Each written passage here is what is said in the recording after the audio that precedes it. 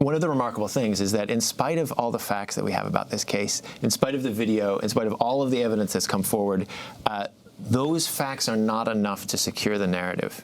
Even in the face of those facts, there is another story, a competing story that is very powerful in this country and that's built on racial fear.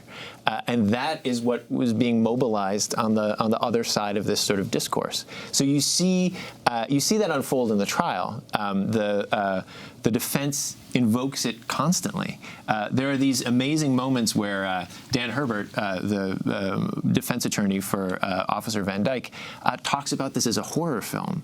He says, imagine you're watching a horror film and the monster suddenly turns and looks at you, and then the music starts to play. That's what happened here. So he's casting Laquan McDonald as a monster.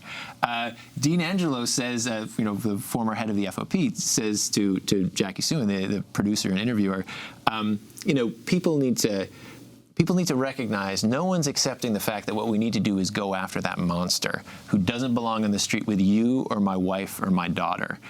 Basically, with white women, like invoking the oldest nightmare, American racial nightmare there is. One of the essential processes through this is that everyone inside the system is playing by the rules of a game that's existed for over 100 years, and they know that they're going to win because they've always won.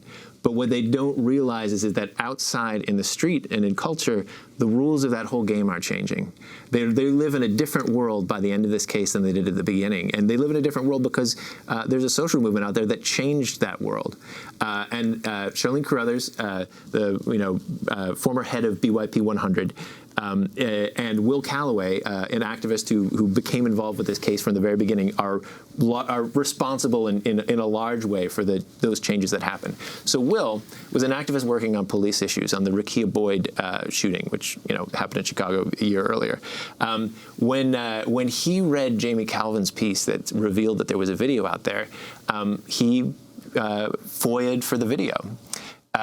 Along with a bunch of other media outlets, like a couple dozen media outlets FOIA'd for the video. All the FOIAs were denied, ongoing investigation. It's a typical logic that is deployed whenever people want to keep things hidden. Everyone else dropped it. Will didn't drop it. He sued the city.